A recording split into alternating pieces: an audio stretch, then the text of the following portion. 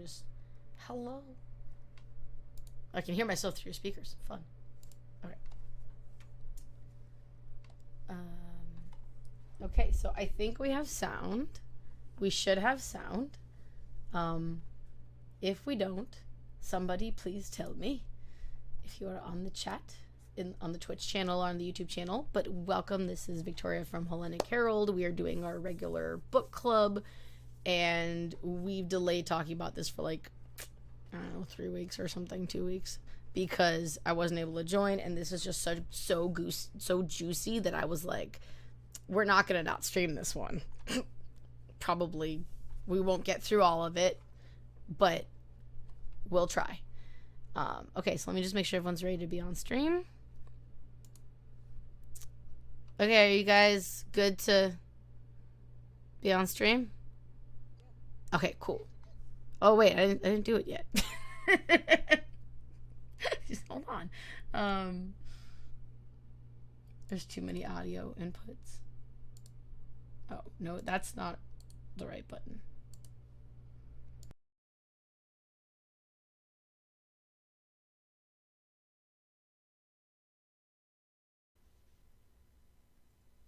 That was dumb. I deleted my own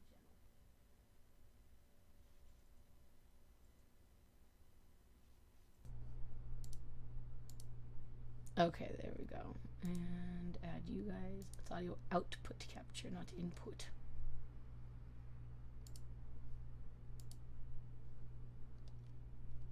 Okay, so I think it should be working.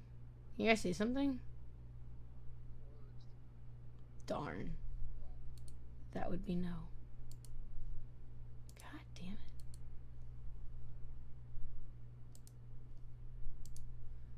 I think I have to remove all the audio output captures before it will let me do the thing. I hate this part of the streams. There's no way for me to check this before.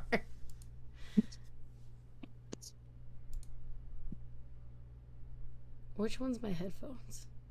I forgot which one's my headphones, you guys. I can't. Okay, try now. Balls. It's not moving the, oh wait, desktop audio. Hold on, try that one. Say something.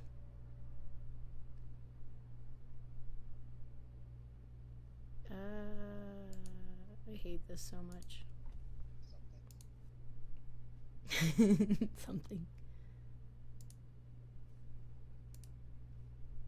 Is this working now? Question mark. Just keep saying hi or something. Testing.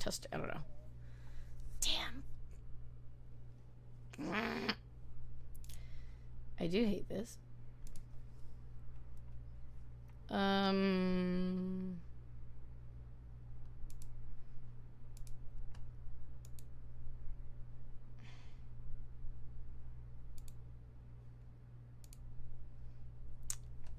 How about now? Let's see. I'm just gonna try to play something. Well, it'd be good if the speaker wasn't picking it up and it actually went to my headphones.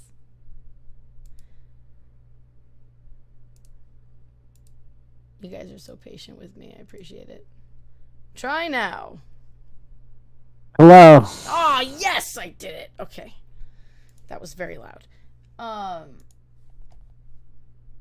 Okay, so it should be at a good thing now. So now you guys can say hello and stuff. And note they don't know who's who, so say hi. I'm blah, blah, blah, blah. You guys. Well, I just know first. Hello, I'm either Greek Mike or Menelaus, depending on what you want to use. Hi. Have I been saying your name wrong the entire time? No, it's fine. There's like an anglicized way to say it that's like appropriate, so it's completely fine. Oh, okay. All right. Astrid, our amazing Twitch mod. Do you want to say hi? No, I don't. Hi, okay, Internet. I'm like, okay, fine. You don't have to. They know you. Hellenic John, we're on stream. Oh, no, they popped off. Okay. Well, that works too. Anyway, so, the gods. I'm very excited for this, you guys. This is, like... Astrid, do you want me to stop saying that? No, it's fine. It's genuinely fine. Okay. Just trying to be conscious and work on my language. So the spell of Homer. I like that it's called the spell of Homer because I feel like it's like putting a spell on us, like we're going to be hypnotized into thinking it's like amazing, which it kind of is. But so I put some notes in the chat, in the notes, and I have to say I was really confused by the first paragraph because they used the word this opposite, and that threw me so far off. Did any of you guys understand that? Because I didn't.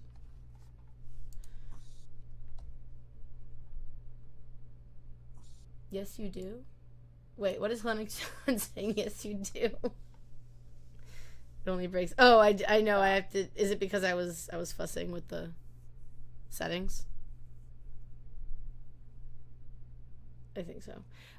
So do Greek Mike or Esther, did you guys have a better luck with that chapter, with that first paragraph for chapter 3 of the gods, section 1, the spell of Homer?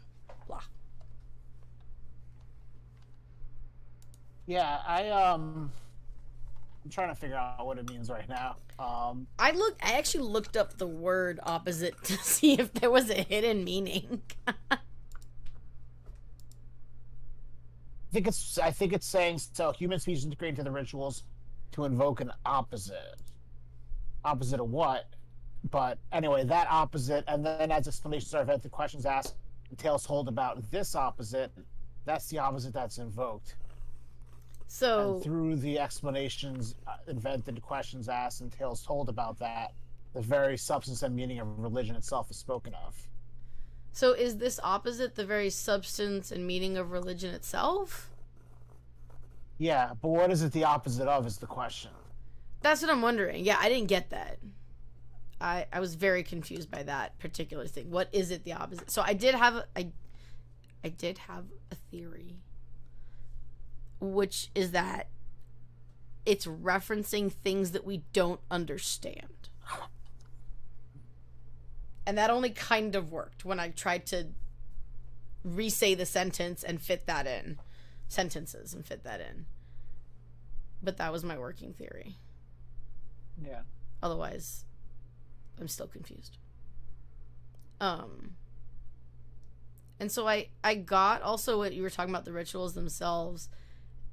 I wrote this down before, like, I wrote down the other thing, which was, or I guess I noted it before, which was that I was thinking it means that, like, the rituals themselves have their own language, quote unquote, like the way things are said, like the idea that, like, words have power, and what the each parts of the things, like what of the ritual, like what they're called, the significance of the order and of each individual part, and that it mentioned that, like, speech is an integral part to the ritual to bring about the things that we may not have words for yet. I inferred that from the section of which that it was saying that then as explanations are invented, questions are asked, and the tales are told about this opposite. So I was thinking the rituals are like the opposite of, like, what we know is the opposite of what we don't know, and that's how I kind of got there, which was difficult and very much me inferring things. So I gotta take a drink so I don't choke.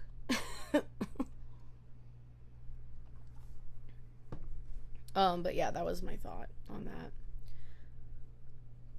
Anyone have a better idea? I think they kind of explain it, like, in the next part here. Yes. Okay, hold on. Yeah, I just kind of replaced it. I also think they kind of explained it in the next part as well. Would you like to continue on that thought line before I interject my... No, I think I was just gonna say, I think what they're saying is it's talking about the opposite being the number of gods, and like that if you kind of substitute in, like, number of gods into like opposite above, it makes sense. Oh, okay. Yeah, I'm gonna throw that in there.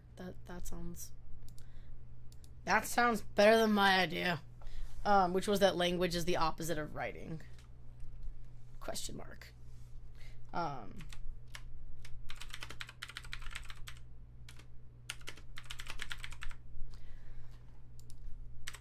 right, the opposite equals the gods, question mark.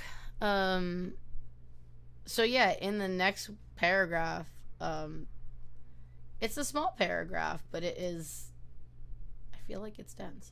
Because it references the joys and woes of a living religion is exactly what I wrote down.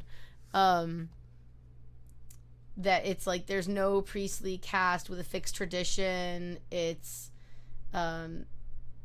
there's no like authoritative revelation as far as like a sacred book like the Bible, and we've talked about this I think like 10 times or more on the server.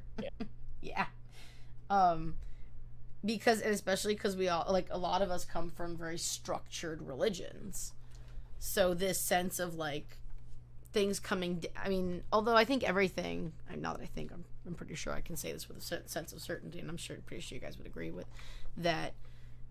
Everything started from like speech and stories and things like that. We didn't have writing. A large part of the world had some writing, and then a large part didn't, and then we all ended up getting like written language and letters and things, which I think helped that. But Hellenic religion still is very much, as we talk about very often, it's very individual, and it's a living religion, so it, you know, grows and changes with the culture. And I know that a lot of people are very confused when they start. I was very overwhelmed, actually. I think it's more than confused. But I know that I love that they reference that that's a little bit of a problem even in this quite old book. Yeah, in contrast to the Cometics or the Romans, we don't really have like this entrenched class of theistic nobility, bluntly put. Yes, exactly.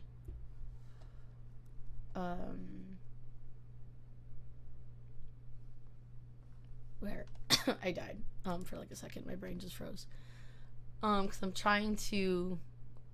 Oh, it's literally the first sentence of the third paragraph, which is... I put it in the notes because I thought it was just such a great quote. A polytheistic world of gods is nevertheless potentially chaotic, and not only for the outsider. I thought that was very much like, I don't know, I feel like it needs to go on a t-shirt or something. That's such a good quote. Yeah. So then they go into something that I actually bulleted, which is the distinctive personality of a god is constituted and mediated by at least 4 different factors. I feel like it's more than 4, because of the fact that I feel like there should be an additional one after these that references the fact that it's such a individual religion, and that your relationship and with the deities like changes, and we can perceive deities in different ways than maybe what a majority of people might see them like. I don't feel confident in the way I said that sentence.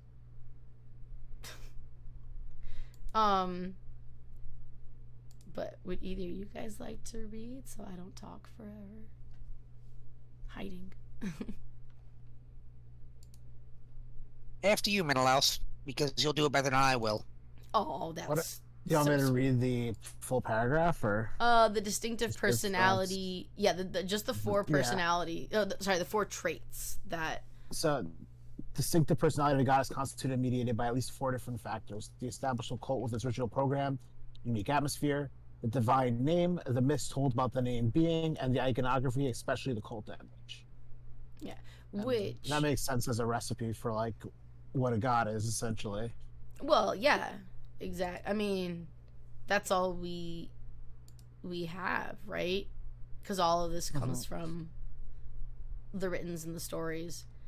And yeah, I agree. I think that's a really good breakdown. I feel like I copy out almost every other sentence in this book. I'm gonna just buy the book, you guys, or just print it and bind it, because like I'm constantly noting stuff. But I agree. I think it's a very good outline. But I love that they then, because y'all know me, I love juxtaposition. It's like my favorite fucking word. They then goes to say later on, but names and myths can always be spread abroad much more easily than rituals, while images transcend even linguistic barriers.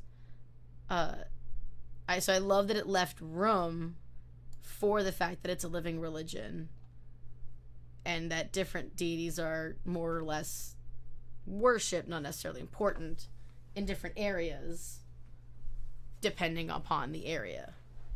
And then I thought I'd harass whoever came on to give an example.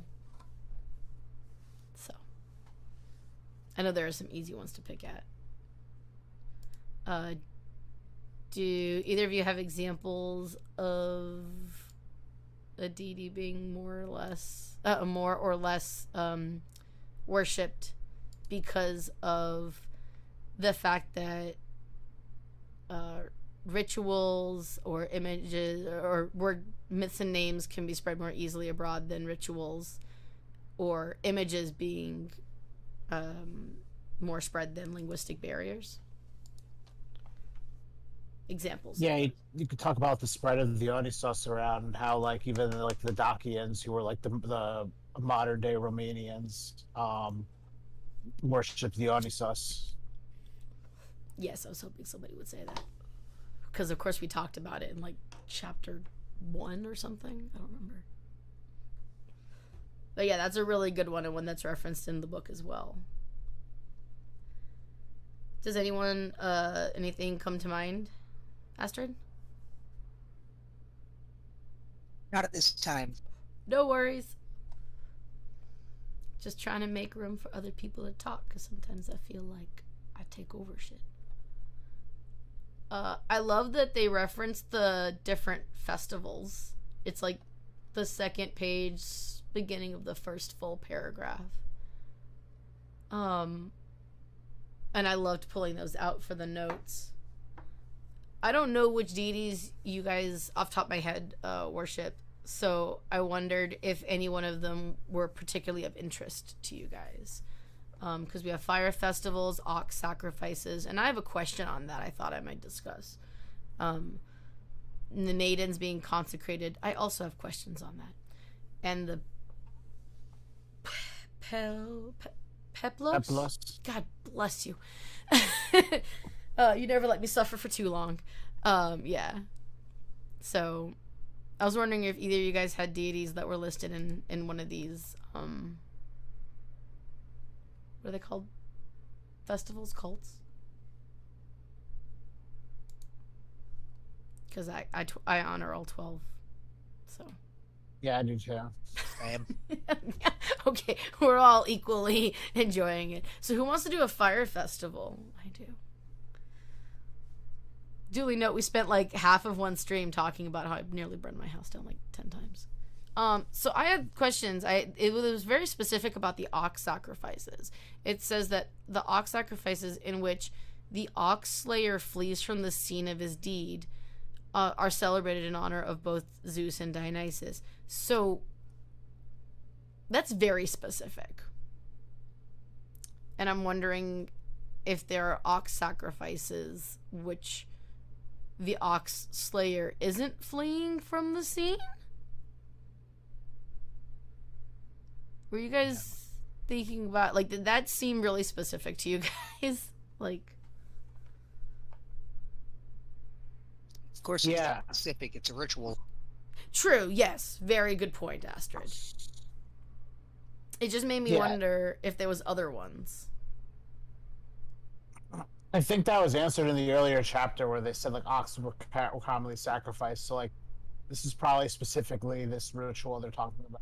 Oh, good point. Like show the gun in the first act or the weapon in the first act, so it comes up in the smoking gun in the next one. Yeah, good. Yeah, that's a.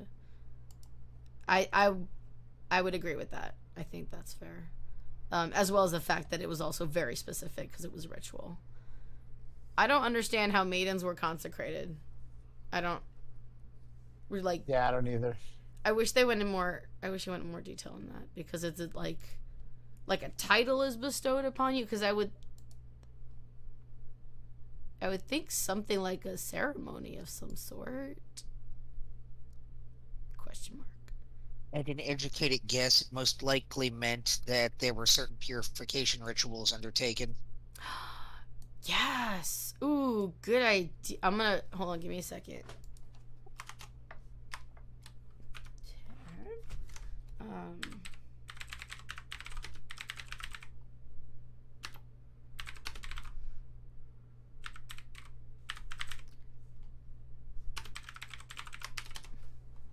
Added that in there. Thank you very much.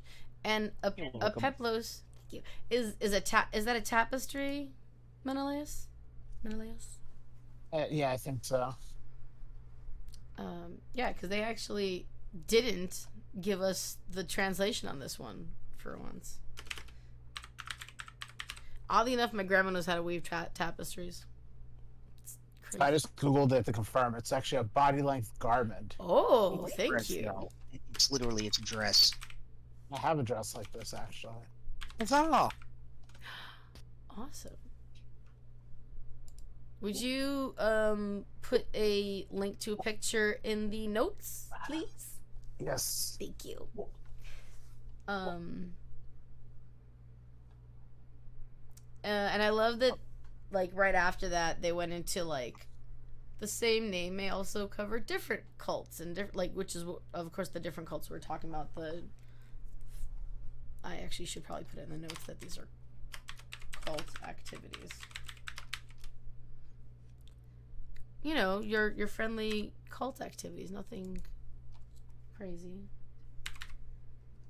Just like the after school activities, except for cults. I can't spell activities apparently. So yeah, they mentioned that Zeus is not only the name of the, weather god of Mount whatever. But also and of the Lord of that Zeus was in charge of a lot of things. That's how we avoid Victoria fucking shit up. And that the epithets seem to the epithets, I don't know what's up with my mouth today. The epithets seem to break the contours of the divine personality. I'm like skipping ahead 5 words all the time, so but I thought that was, this is something I've known. I'm sure you two also know this, but I love that it was written so succinctly, which is why I put it in the notes. And let me see if I can actually find it. Generally speaking, academic texts come in one of two varieties. They're either so dense that you can beat a man to death with it, or they're very, very short-worded. Mm-hmm. Sorry, anytime anyone else talks, I take a drink so that I don't die. But that, yes. Yeah, I feel like this is both. Like, there's really succinct sections like this, but, well, not both. I do feel like it heavily leans on you could kill someone with it, kind of. Yeah, the entire segment on Zeus is just, you could beat a man to death with it. Yeah, this is so dense. And I love it because I'm learning so much, like, every single page. But the last book that I went through that was this dense, which was The Power of Now, took me over a year to get through. So, full steam ahead. So you're 100% right, Astrid. So I didn't mark down the pages. That was a dumb thing to do.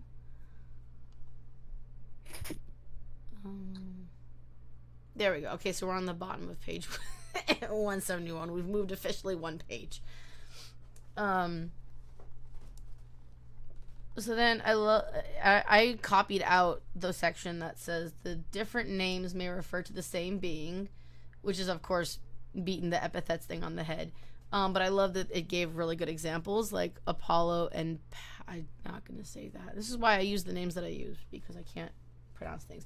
But I loved one that I personally have been a little confused on, because they're sometimes used interchangeably, is Apollo and Helios.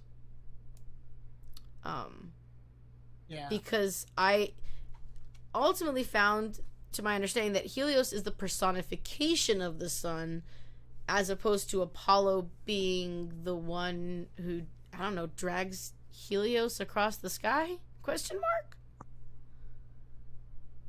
Am I understanding that, or am I not understanding these correctly? I think of Apollo personally more as like the light, and Helios is like the personification of the sun itself. Oh, that's a good way to think of it. Yeah. Yeah, I just love the examples that they gave here, and thank you. I think I agree with you. In practice, like in my practice. And then they had another section on the myths, which I also copied out and bulleted because I, again, was just so taken up. But before I move on to the next page, oh no, it's literally at the bottom of the last page. Astrid, by the way, do you have the PDF pulled up? I do. Okay, would you like to read that last section? I would not. Okay, that's totally fine. I will read it. Just trying to give equal opportunity. So, Myths 2 are, which is actually good because I can highlight it as I'm reading it. Myths 2 are like formulae with variables for which different names may be substituted.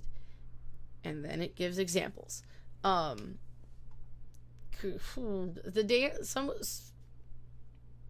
Please help, Menelaus. Which one? Coretis? Thank you. Coretis. Dance around the Zeus child, or the child Dionysos. I love that the idea that we could just interchange them and the story would work. And I thought that was a really interesting take on the myths themselves, especially with Dionysos, because Dionysos has been a big name or very much repeated name in this text. And I don't think they brought up Zeus's story on that one earlier. Or the dramatic rescuing of an unborn child from its burning mother is a story of Asclepius as well as Dionysus. So, again, I thought that was very interesting. And I wonder about the interchangeability could possibly be linked to some mistold stories, which could affect some like translations possibly. But I played telephone a lot as a kid, so all my stories got wonky. But in seriousness, these are great examples, I think. And so much so that I bulleted them out. Sorry, there was one more. And the I just put it in my notes separately. The accounts of the two births as well for Dionysus, as the son of Semele or of Persephone. So I thought that was. Oh, I'm sorry. The most obvious examples, my apologies, are the two accounts of the birth of Aphrodite as offspring of Uranus or of Zeus and Dione. That one I love because I know a lot of people who prefer different stories. And I was wondering if either of you have preferences as to like the stories of Aphrodite or of Dionysos. Whatever. I'll missay everything 3 times. So as far as the stories of Aphrodite or Dionysus, do you guys have preferences?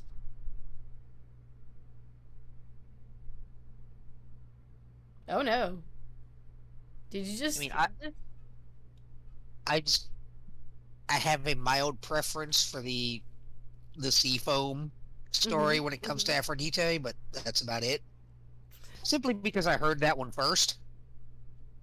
You know, I think I did hear that one first as well. And that one is my preference. But it's a strong preference. And I think my reason's less that it was that's what I heard first, but more I feel it's more her stature. I don't know how to say that properly. Like, I'm trying to figure out the right words. Like it fits her more as to be something beautiful coming out of something violence, because there are multiple sides, as we mentioned in the epithets. So thanks for sharing, Astrid. What about you, Menelaus? Do you have a preference at all to any one of the tales? Yeah, I'm partial to the Seafoam story too. It's just so. And then the Dionysos one, I think I'm more partial to Semele, even though like I should be as an Orphic more partial to Persephone. But what are you gonna do? That's interesting. I didn't know you skewed Orphic. Not that that means much of anything to me, honestly. But it's very interesting, the different paths. I follow like multiple paths. I'm not really invested in any one. Oh yeah, I mean a lot of us follow multiple paths. I think I'm even on the Dionysus stories, and I feel like he's just cheeky enough to get away with both, and just I feel like I just feel like that would be so Dionysus. So I have no preference on the story. Do you have a preference on one of Dionysus's stories, Astrid? I do not. We have a zero-sum game over here, between you and me. That's it. You were the tiebreaker, Menelaus.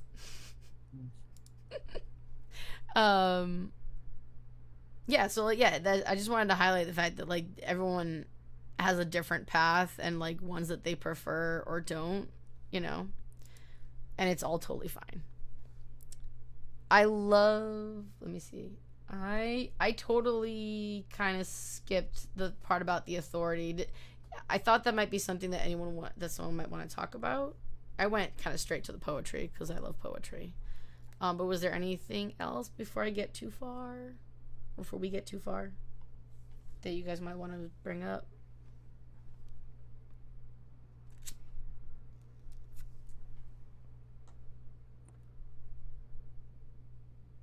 I'm gonna take that as a no. I try to wait for the lag sometimes.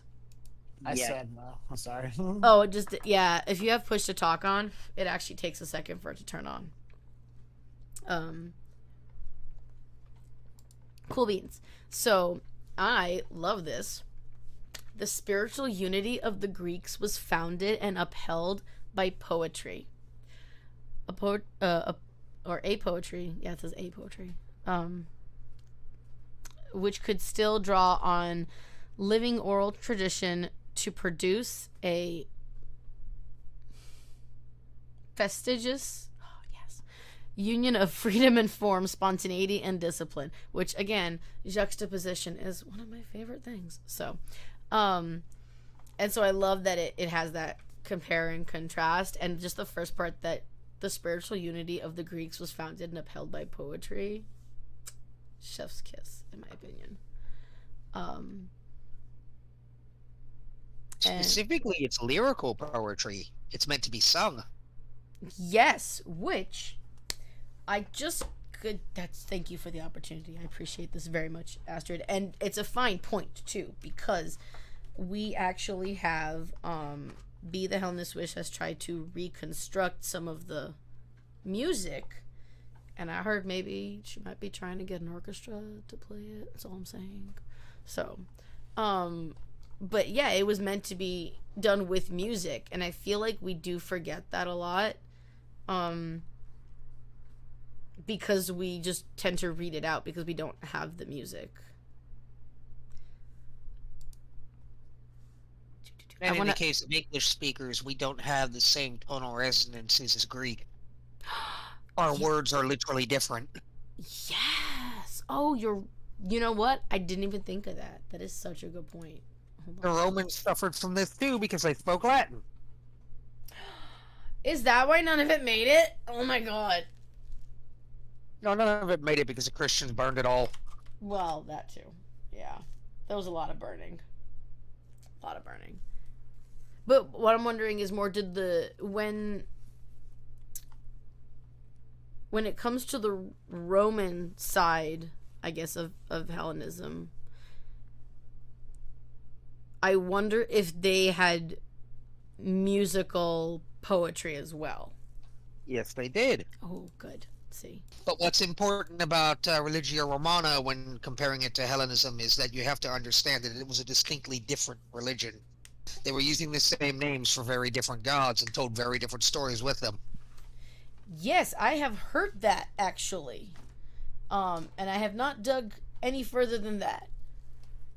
But I would very much like to. I think we now actually have a channel on the server for Roman, if I remember correctly. Yes. See, I do remember all the channels. I promise. Hold on. I just want to write this bit in here because I think that was an amazing point. And I just want to type it in. So, if you guys have anything that you would like to say while I type, I will mute, just so no one hears the clacking immensely of my keyboard. Or this would be a good time to go get a cup of tea.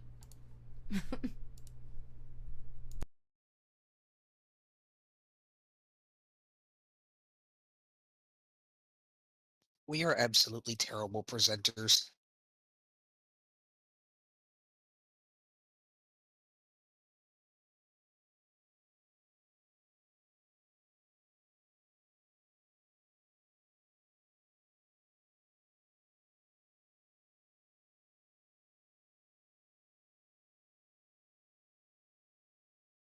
Down. I'm gonna get up for a second to stretch my legs. Okay. Okay, so we actually have also a 1 minute break that we can put up on Twitch, but it's not going to show. I'll be back in 1 minute. But it's not going to show on anything but the Twitch channel, I think. So YouTubers, just hang in if you're listening after the fact. It's just 60 seconds, you guys.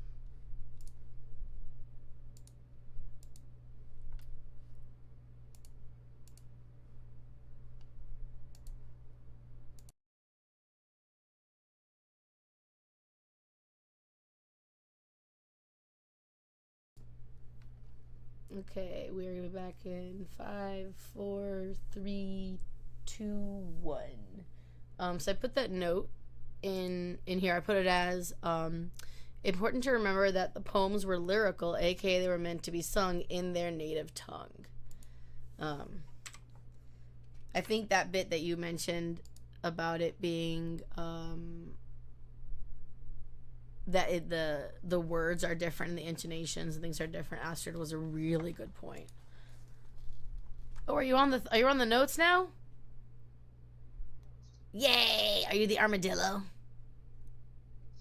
Haha, nice. Okay. Where are the rest of the notes?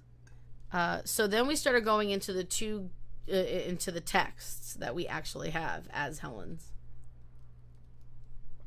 As Hellenists? Why is we already established my brain doesn't work well.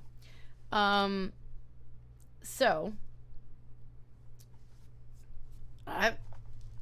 I'm terrible about my epics because they're epics, and I think I've listened to the Iliad like 3 times, and like I just don't remember it. I don't know why.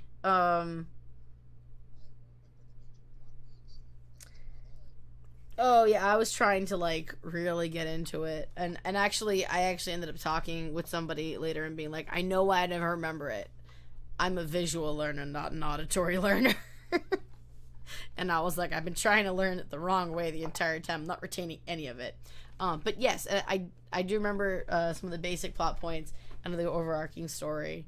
But I love that we go a little bit more into it in here and into the themes and the how they compare and contrast a little bit. So the 2 major ones being, of course, the Iliad and the Odyssey. I should probably make sure we're... Here we go, right at the bottom of page 172. I'm just going to note that in here. The 2 great epics, which would be the Iliad and the Odyssey, they're both epics. Both epics are...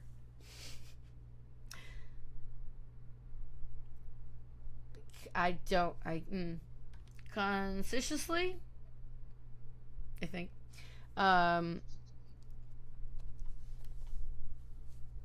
Thank you. I'm just like literally face palming myself. I literally looked at the word opposites and like tried to say it in a different way like 3 times earlier when I was confused about like what it was, and I was trying to run it out and I was thinking I was an idiot. So yeah, consciously, thank you. Worked on extracts from a much larger body of tales surrounding the Trojan War, which later existed in written form as the Trojan Cycle, which I didn't know about until I read this, by the way.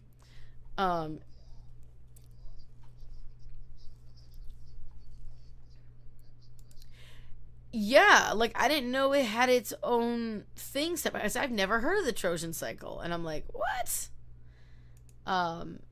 That's really sad. It feels like reading half the Harry Potter books or something. Can you fill in on the Trojan Cycle and what might be, perhaps, if you recall, different than what was in the Iliad or the Odyssey? I'm sure that was like forever ago. But okay, cool. If you do happen to remember any sources and stuff, you guys are both in the notes. So it actually mentions here what we know another early epic, which I was wondering about, and because I was like, why is it included? But it was concerned the fate of the sons of Oedipus and the siege of Thebes. An Argonaut epic and a Hercules epic can also be glimpsed in traces of later reflections. So I was like, what? Although I do think they're mentioned. Not sure, actually. I'm gonna cross out that hypothesis. Anyway, so I like that it was the next section that I noted was to take myths with a grain of salt, because it mentioned from the style of the Iliad and the Odyssey can be shown convincingly that the surviving written texts were precedented by a phase of oral poetry involving generations of professional bards who formed and reformed their themes in the course of improvisation. That's a great sentence, and goes back to the fact that it was lyrical, as you so astutely pointed out, Astrid. And I love that it basically said, like, yeah, take it with a grain of salt. What's up, Greek Mike? Oh, I thought you were going to say something. Sorry. I know it lags, so I feel like sometimes it's like, oh, I'm cutting people off, but it's actually just the lag. So I try to go back to people. And that's about where I stopped transcribing my my notes here. So I have to sift through my own chicken scratch. But I thought it was really good that to take the time to specifically talk about the Iliad and the Odyssey, in reference to the gods themselves. So let's see, where are we actually? Oh, we're about at an hour. As I don't have the rest of my notes written, I know that there's still so much. Do we want to go over this whole section about the Iliad and the Odyssey? Do you guys feel good continuing? Okay, we're just gonna wing it for at least like another half hour. How's that? And then we'll see how we feel.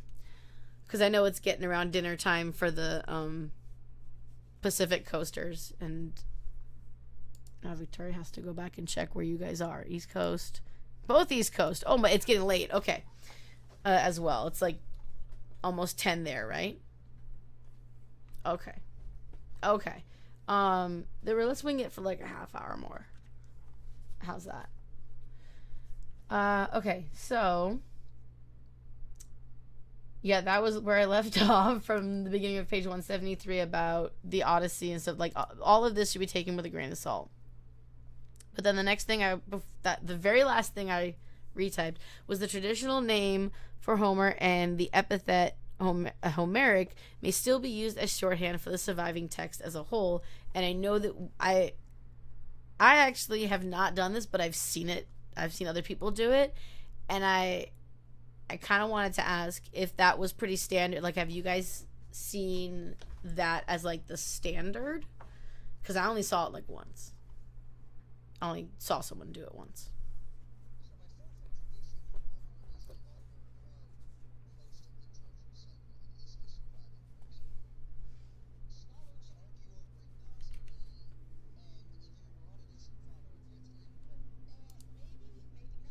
So we use the term Homeric just to refer to very, very old stories, bluntly put. Yes. Yeah. You guys are gonna wallop me on the head for this one because I was dumb. But I'm glad Really? I got. Yeah. You guys weren't muted until about 3 seconds ago. Like, unmuted till like 3 seconds ago. Of course. Of course, right? We didn't go through a lot, so that's good. But yeah. So, but I got the last bit of what you were saying, Astrid, and that was important. So, would you mind re-saying it just in case I didn't get most of it? Please. I have to step away. I'll be right back. My dogs are going off. That's okay. My apologies. No worries. We got most of it. Jeez Louise.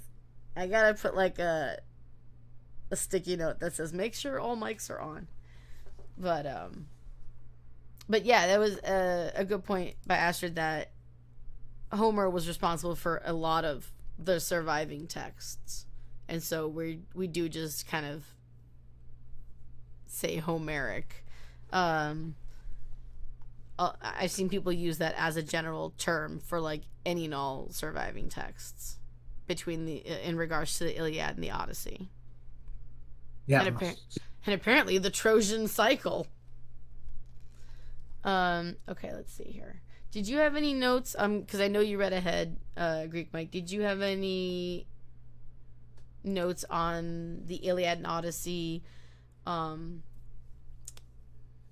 Comparison? I'm sorry. I didn't have any notes here. I read ahead, but I didn't take notes along the way. I should have done that. No worries. I do think like hold on, like the individual. It mentioned that the individual parts of the Iliad and Odyssey were composed as late as the 6th century. References back to what Astra was saying, that it is argued repeatedly about the translations. Yeah. About what's correct. So I think that's a really good point to pull out here. And then let's see. I'm just trying to skimming and looking at my notes that I tried to. Jesus. I ran through previously and like listening to it and was like chicken scratching some stuff to try to remember. Right before that I didn't get to put into the notes yet. So, okay. Let me see here.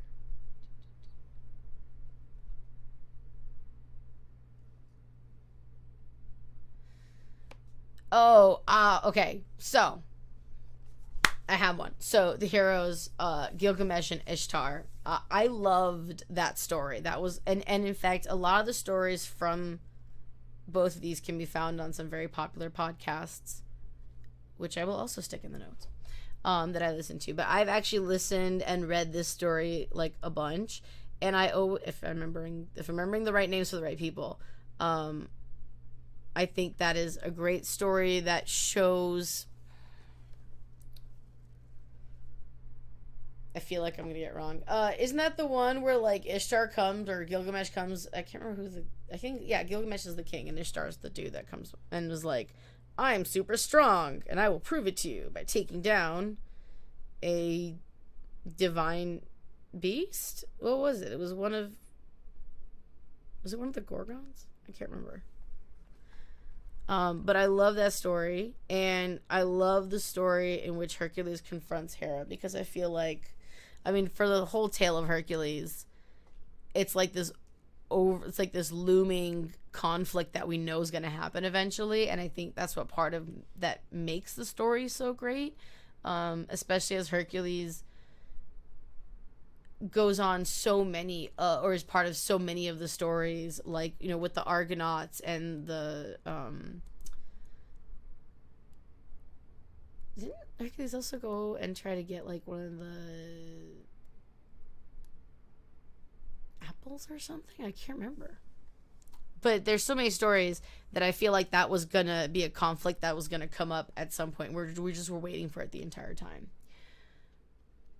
as opposed to like this this group effort, which was, of course, the two warring armies for the Trojan War, right?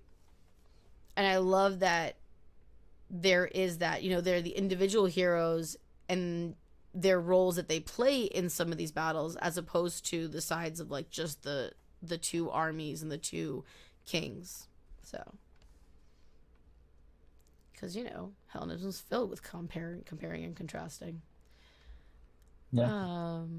Yeah, and it says that in this next part, in this way, the narrative is produced, which unfolds on two levels. The double stage is where the divine action and the human action and influence one another. I'm actually going to copy that out because I'm pretty sure that I said something in my notes about that. So, and let's see. I'll just go ahead and read this section. In the composition of the Iliad, the double stage of the divine machinery is used in a unique way, not only to provide divine motivation for the human action, but also to mirror one on the other, both in parallel and by contrast. And let's see. The easy living gods are a foil to the mortals. That's a really good one, because I think a lot of the stories are like, oh no, the gods decide to just fuck up someone's life. I don't know how to say that more delicately. Yeah, and it says, you know, we talk about the consequences of Achilles' wrath. And then it goes into detail about the plot. I'm trying to remember the bits that jumped out to me. So, God, I love the way this is just so eloquent. The Greeks at all events had to come to terms with the gods as they were portrayed in this poem. I think that a lot of us, oh God, we're gonna get into a thing about Zeus, have to come to terms with how the gods are portrayed either in ancient texts or in more modern renditions, of which I am like so excited for the new one that's coming out. But Zeus is a prime example of this, because I know a lot of people have problems and about the way that it is written, that how Zeus came upon having some of his children. Would you concur? if Astrid's back. I don't know. Yeah. Yeah, I would agree with that. I think it's exactly it. Yeah, and I think like I know there was the Percy Jackson books as well, right? And a lot of people really loved it, and a lot of people really didn't. I am one of the ones who really doesn't. Oh. The man did his homework, and fuck those books. Yes. Yeah, that is obviously not like what we would consider, if I may so boldly as to say so, what we would probably, as Hellenists, consider. It's definitely not a sacred text. No, we Yes. don't really have sacred texts, honestly. Exactly. I mean, you could make an argument for the Iliad and the Odyssey and works and days and theogony, but they're not on the same level of reverence as like the Quran is or the Vedas. Actually, they have more in common with the Vedas than they do with the Quran. Yeah, I agree. They're not at the same level of reverence. And I think that's because we do take it from a scholarly point sometimes. Like, I think a lot of us try to take it, as you said, through your research, right? I wouldn't know. I'm not a Reconstructionist, so I don't spend my days bent over dusty tomes saying, aha, this is what Homer would have done. It's like, I don't care about that, honestly. Yeah, that's a really good point. Like, I'm a filthy revivalist. I want to bring it back. I don't want to, like, recreate it one for one as how the fucking Spartans or Athenians did. God forbid. Because I'm not a raging misogynist or a slaver. Oh, okay. It's okay. We got it. But yeah, exactly. It's not exactly the same. I'm literally looking at your tags, Greek Mike. Sorry. I was just wondering if you're Reconstructionist or Revivalist. I know you've told me, so I'm sorry I forgot. No, I think I'm more of a revivalist than a Reconstructionist. Yeah. I don't know what I have listed in my tags. But yeah, exactly, because we're not all being able to go and look over all of these scholarly texts and, as you said, dusty books, that only a fair few would be like, oh my god, I gotta clean you, you're so beautiful and amazing and have so much good information. We do have some in the server, but I don't think either of us are it. Yeah. But I that's... try to reconstruct certain things, but it just doesn't. It doesn't. I don't know. I'm like the farthest I have ever gone for Reconstruction is the calendar, and because it's the Attic calendar, I guess I'm stuck with it. Yes, I mean, and that's a great example that hasn't been covered in what we've been talking about so far. Actually, that the calendar, which actually one of our partnered servers does do a Gregorian calendar style. And that is, Eresonikratia.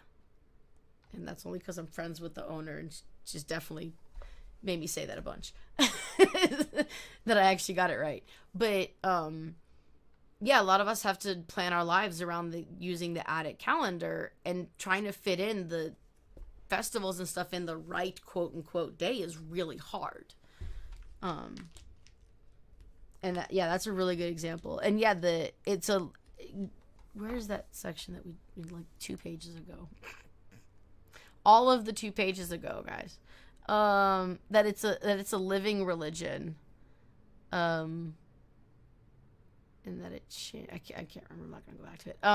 That things changed from depending on what city you were in as to how things were done. Oh, the part where they were saying that rituals are a lot harder to pass down than the stories or images. I think we lost a lot of stuff. And then, yeah, just bringing it, like you said, Astrid, like reviving it as opposed to recreating.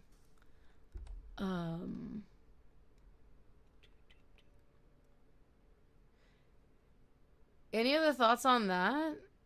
I guess. Question mark.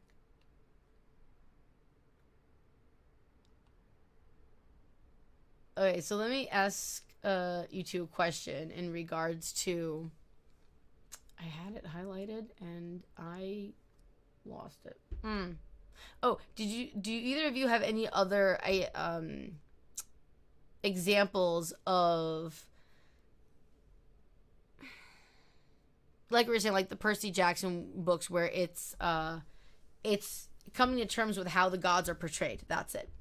Any other examples of coming to terms with how the gods are portrayed, either in poems or, you know, modern media or the ancient texts, etc.?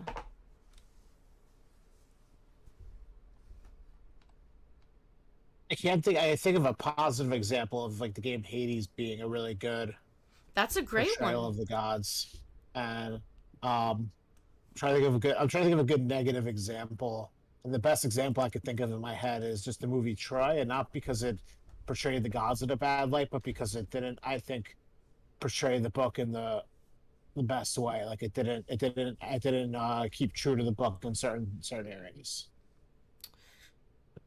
That I would feel agree with that. Yeah, I agree with that. There wasn't enough unhinged screaming in the movie and dragging his lover's body around the walls of this city while wailing.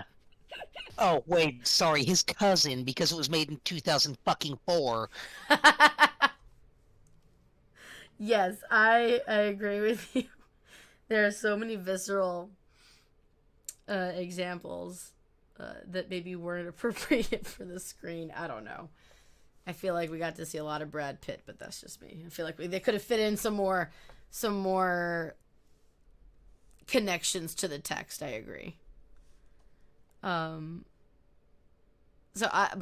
love the example that you brought up, Greek Mike, of Hades, because that's a really good positive example. Because I feel like a lot of those are like negative examples that we, you know, like you're saying, like the like we're talking about. I'm sorry, I keep digging at Percy Jackson. It's just the easiest one I know. Like a lot of people will know, but it doesn't necessarily represent some of the gods that we love in the correct way. We're gonna say, you know. So I love bringing a positive example, and I love that you brought up that it's like the trial that why did I forget the main character's name? I've actually played this game on stream. Jesus. Zagreus. Thank you. Zagreus. Did you have a particular set of trials within text that you were comparing that to? Out of curiosity. No, but I think it's funny how in the book they, or at least in the game they, like when they were talking about earlier how they get around having like multiple Zeuses, multiple Dionysuses or whatever. Yeah. With Dionysus makes a comment on that, like Zagreus was actually him but torn apart and stuff like that, and I think that's interesting how they like kind of write it into the game to be like, yeah, they're kind of the same god but not quite. I clearly have been doing a terrible job because I did not get that yet. I don't think I've made it very far in the game. I keep dying. Yeah, I think that's, as I have not gotten that point, that is a really interesting way that they got around that. So I have an example, which is Aphrodite. And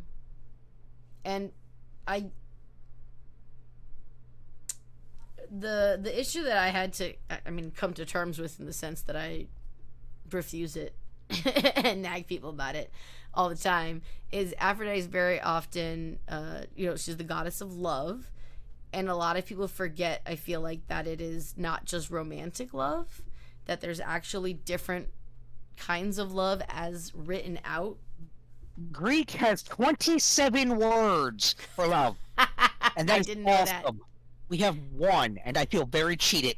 I do feel cheated. I agree. Actually, I recently got into a conversation that was, we're allowed to mourn, relationships, like romantic relationships, but as well as like deaths of families. But if you like break up with somebody, right? No one's died. We just broke up with them, right? But it very seldom do you hear the thing of like mourning like a friendship, right? And friendship is a deep form of love, and right. Yeah, that was it. It's 27 words. That's a lot. I should probably put in the notes here that we talked about that.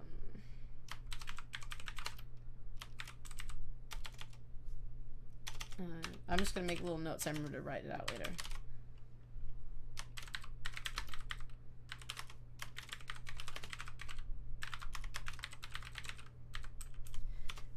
Awesome. Those were really good. Thanks. Those were really good examples.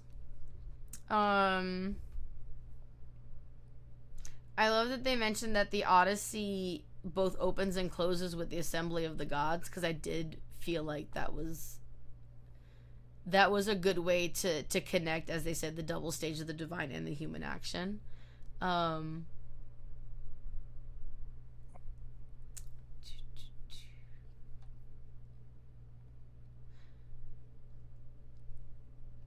Any other thoughts? I think, yeah, before it switches to theogony on the Iliad and the Odyssey. Any other thoughts on that?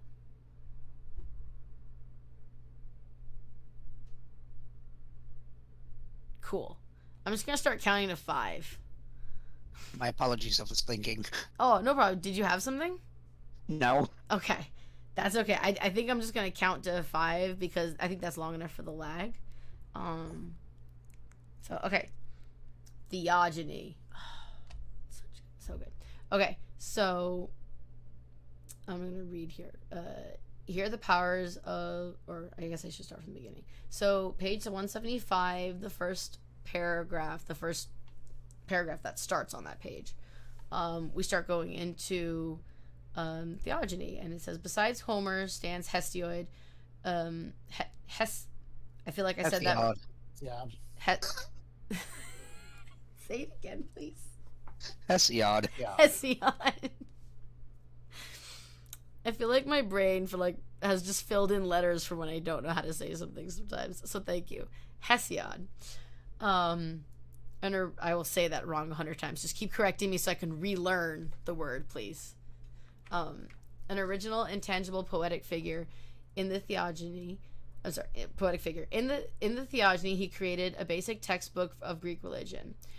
Here are the powers of the universe, and in particular the ruling gods, are introduced in a meaningful and memorable context through the device of genealogy, begetting, and giving birth.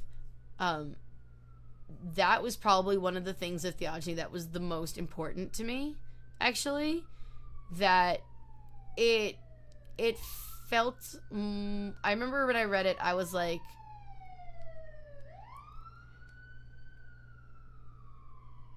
I felt like it was a better representation and better use for me as a Hellenist of our gods and of the religion. That was... I'm just trying to remember, trying to put into words like how I felt about that. Was the theogony very important to either of you? I liken it to being one of the closest things that we have to a holy text, if it makes you feel better. I agree. Yeah, I consider it like the pagan Genesis, basically. Yeah. Yes, I agree, exactly. I wanted to go around that without saying it because I don't like it. Yeah. I mean, I'll make the comparisons where they're due.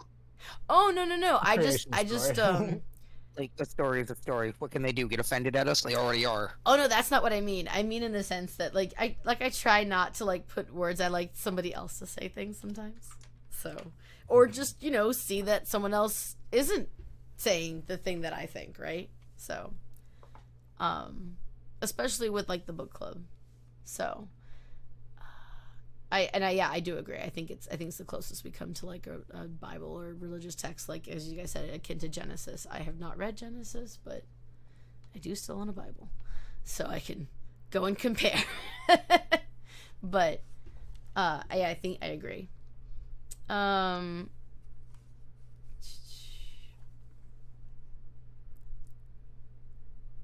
trying to pick out the parts that I thought were important, or that's I'm remembering were important, without rehashing all the texts.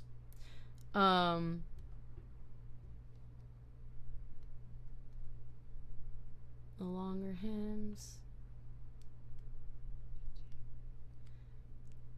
Yeah, I mean, I do love various hymns, but I don't want to talk about the hymns too much, because we can just go read them.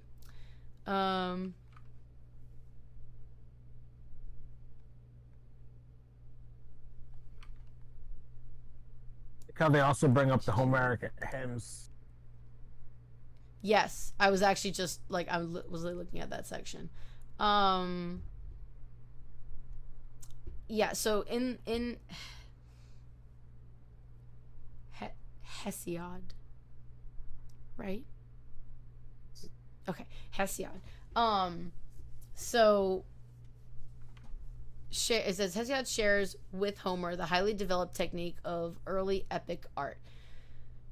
A conspicuously stylistic feature which also makes the composition of the lines considerably easier is the use of fixed epithets, especially for the gods. So I like that they included the fact that the epithets were part of the stylisticness of the hymns. The singing portion is what I got from that.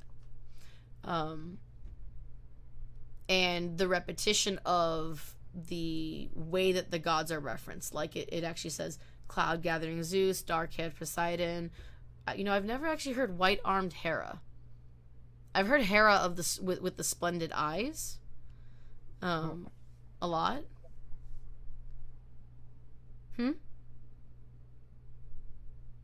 Sorry, were you saying something, Greek Mike? No. Oh, okay. No. Okay. Like golden Aphrodite and Apollo with the silver bow. Fleet-footed Hermes. Fleet-footed Hermes? Yeah, I think so. Yeah, winged shoes and so on. Yeah, and I think that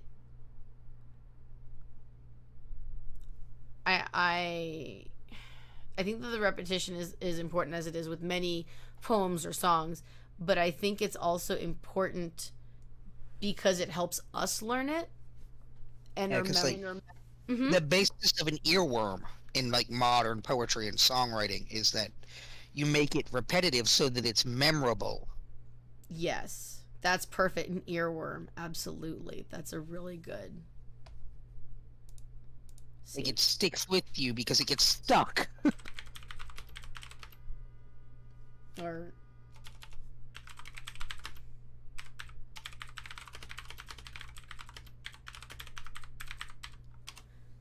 putting that on the notes in reference to the epithets.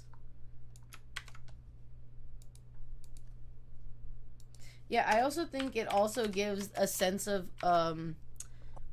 a little bit of structure in the general thinking of the different deities, because although like for example the rituals have structure, having like cloud gathering Zeus or dark haired Poseidon, it's like, okay, this is for this person, this is for this person, and they don't cross over. Like the different epithets are for each individual aspect of the gods, and I haven't seen, I can be wrong, so let me know if I'm wrong, them being used interchangeably for various deities. Have you guys seen that at all? No. Yeah, I didn't think so. I think the closest that it comes to that is that you will occasionally hear Hyades referred to as Zeus of the underworld, because he is. Like, that's the closest that it gets. Yeah. And even then, that's not like using one of Zeus's epithets for his brother. It's just saying that his brother has equal standing in his own domain to Zeus. Yes. And yeah. I think that's a really good example, too. Did you have any comments, Greek Mike? Sorry. No, yeah, I agree with that. Awesome. Glad the three revivalists are of the same opinion. But that was a really good one, Astrid. Yeah. Which I also wrote down. Sorry.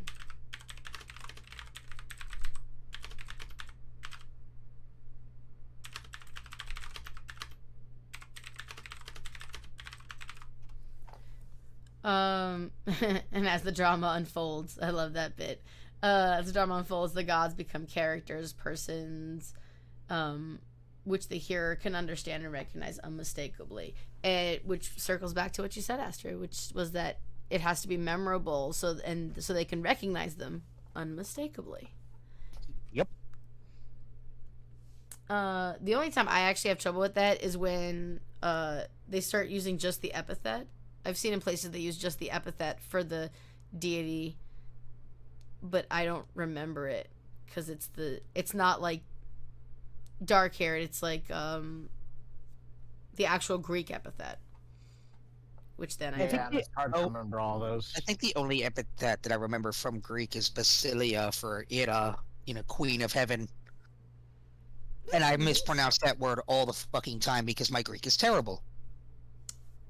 I speak 2.5 languages, and I can't say the words that are on these books in English, so... I also speak 2.5 languages. Really? Yeah, English and Hebrew. Oh, cool. What's the half? Greek. Oh, okay, yeah, duh, of course.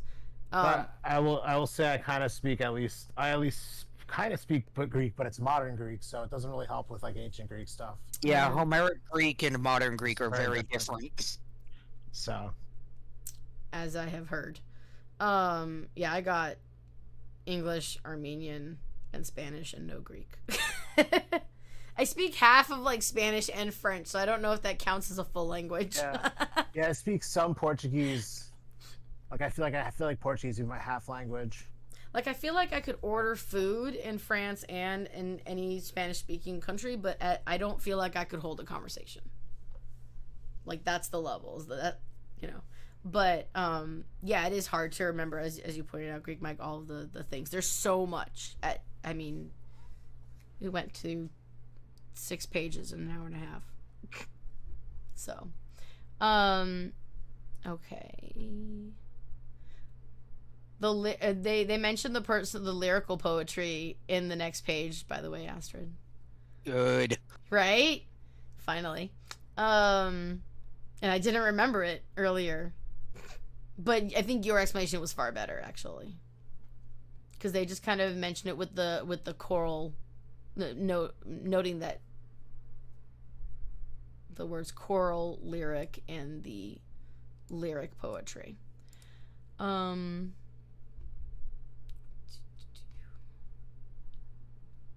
I love this sentence, the visual art, because, okay, so I actually took art history in college, which was both the love of my college life and the bane of my existence at the same time. Isn't that how it always goes? I know, right? Dude, I actually went to Notre Dame and saw the rose window that I spent so many hours learning ridiculous things about because it was demanded in that class. But the reason I mentioned that is because in the text, I love this phrase, the sentence on page 176, second paragraph from the bottom. Visual art responded to the inspiration of epic art. Wherever idols were preserved in the Dark Age and produced again from the 8th century onwards, original representations of the god, blah, blah. Anyway, so this mythological painting is very clearly the product of a great age of epic. Then still an oral art. So I love the fact that it's like one type of art, as we mentioned with the divine and the human world, that the epic art and the oral art then turned into the visual art. It's a really dumb connection there, but I just thought it was really cool. We tell stories all the time about the things that we love, and then we make art and the image of those stories, so it's not dumb. Well, I just meant in the comparison and connection to the you know what? I just figured out the opposites, which is exactly what you were saying, Menelaus, because it just occurred to me, and I feel really dumb for not realizing. I'm sure I'm gonna hear it later in the recording, but of my notes, that visual art, that the oral art became the visual, connected is the other side of the visual art and the divine domain versus the human domain, and the dual stories of Dionysus and Aphrodite, and all of that is the opposites that was mentioned at the beginning of the section here that they were probably talking about, because we're seeing these all throughout the chapter. Am I nuts, or does that make sense? That's a good point. That's a good point. Thank you. Occasionally I'm smart. But I love that theme is throughout. I think that was intentional. And I'm very grateful to have... Oh, my phone's ringing from the other room. I'm very grateful to be in California, where we actually have some of the statues that... which is referenced at the end of this page, which is like the large-scale statues. Some of which still stand, yeah, like in Greece, right? I think. Yeah, there's some statues that at least they've taken them and they put them in museums that are pretty well kept, but the statue of Zeus was destroyed by Christians. I think Yes, it was. They burned it to the fucking ground. there is a broken statue of Zeus in the Getty Villa here. I don't think that's that one, but it is a statue of Zeus that is partially destroyed, which is really sad. But yeah, they mention the statues specifically of... So when I read this, and I'm still thinking it now, I remember talking about, is this Kronos? Is it, or are they talking about Kor like Persephone? Is Koros another name for Kronos, or is that just... Because I thought Kor was Naked Persephone. Goudos, the standing Cory. I think that's the Goudavantes they mentioned earlier. Oh, okay. Because isn't Kor another word for Persephone? Or an No, epithet? Cory. Yeah, Cory is. Yeah. Queen's daughter. I don't know what Kuros is. You said it's referenced. You think it's referenced to what? Like the Goudavantes they mentioned earlier. Oh. Yes. Goudos is a statue of a standing nude youth that did not represent any one individual youth, but the idea of youth. Oh. Awesome. Would you copy and paste that, please and thank you?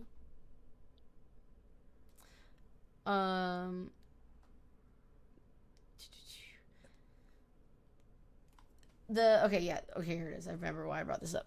So the large scale sculptures, blah blah blah blah blah, either standing, as you mentioned, or the seated image without any different. Large scale castle developing from about 650 evolves its principal types of figure: the standing naked Kuros, the standing Kor, and the seated image, without any differentiation between gods and men. Again, that two sides, that it's one thing, but it's could be representation of both, or either. Right. And often it was disputed, as you mentioned earlier as well, Astrid. I consistently lose my place. Disputed whether a god or a man is portrayed in physique, in posture, blah blah blah. I'm sure they spent many people spent a long time arguing about what the statue was. Let's see. I mean, we still argue over it, so we do. I think, and I think for a lot of artists that might be the intent, so that it can be either discussed more or that it applies to whomever, and I like that we could use a statue to represent whomever deity we think it represents. Does that make sense? I'm gonna go with yes. Yes. So then it gives examples of that. But they also give specific examples that the gods are often accompanied by their animals or things that are specifically associated with them, like, the fish for Poseidon, the stag for Artemis, etc. And I actually want to copy. Actually, I'm not going to copy it out because we have so many sources that say who's associated with what. I'm not going to copy it out. But I love the fact that they mentioned not only the animals, but also the plants, because the plants is something that I have only seen for certain deities, that not every deity has one. And so when I actually made that Attic calendar, that was something that I was trying to put in, but I didn't always have. So I am going to copy that out. And do either of you use plants in your worship? Sort of. I'm going to copy these out into the notes. No. Because I am a filthy urbanite and have nowhere to put them. Yes. I understand this. I have, I don't know how these became so pristine, but I actually have flowers that are very, very dead. Very dead. That I have on my altar to Hades. They're not any flower that's specifically associated with Hades. They're just dead pretty things that I thought he'd like. But there are specific ones, and I thought that was interesting and good that they mentioned those. Obviously things like vine and ivy for Dionysus, but then there are things like poppies for Demeter. Corn makes sense to me, but poppies I'm confused about. So I think the poppies actually comes from her connection with Persephone and with that myth. Oh. So many people seem to forget that myth is about Demeter, not Persephone. I agree. I think a lot of people do make it solely about Persephone. I mean, for fuck's sake, it's called the Hymn of Demeter. Yes, it is. Yes, it is, my friend. I love that. Thank you.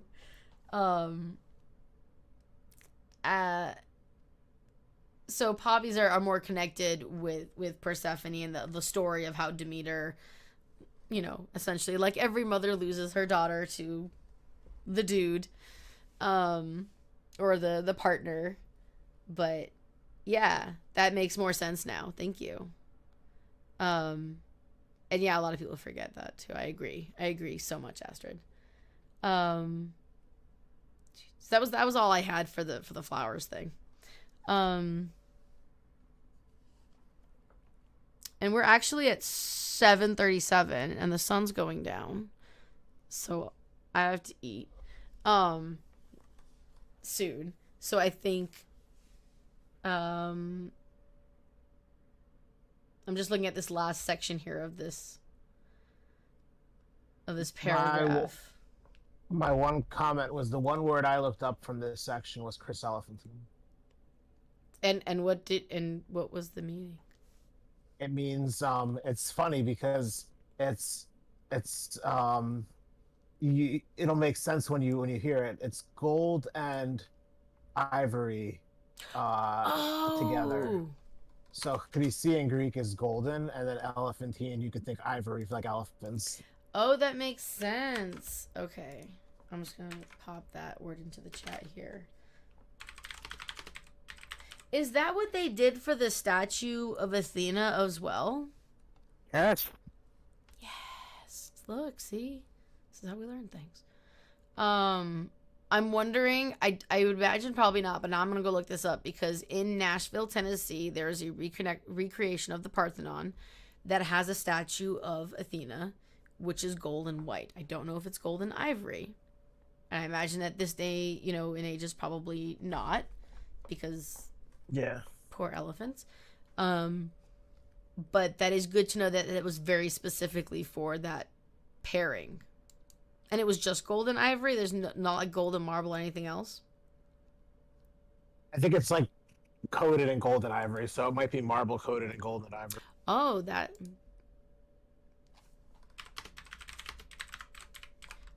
would seem to be a more better use of ivory. Coated. Yeah, wasn't that was the one that was destroyed, wasn't it? The one in Olympia? I think. Yeah. Yeah. Yeah, that's the one we were talking about, the one of Zeus. Mm-hmm. But it was acknowledged as the highest fulfillment of plastic art? Or is that talking about a recreation? We'd have to No, look I think at it's talking about the actual statue, the wonder it was.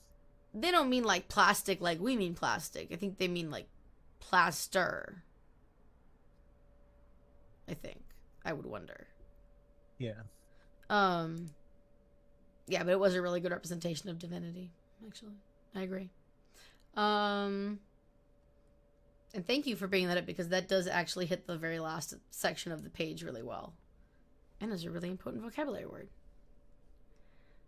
So I need to call it quits. I will try to get the rest of my notes transcribed from this mess. But that was awesome, and you guys, like, thanks. I learned extra shit today. Beyond the book. Stuff. Yeah, and thank you for joining, Astrid. I've been really enjoying you joining more of the chats and stuff, so thanks. Welcome. And thanks also as well to both of you for being mods. And You're very welcome. Yeah, have a great night, guys. Goodbye, Internet. Yeah. Bye. Take care. Bye. Right, so I just want to add a couple more things. So we were actually supposed to go over a lot today. It never goes that way. But if you'd like to get access to the notes, actually, let me see. I think I might have a thing for it.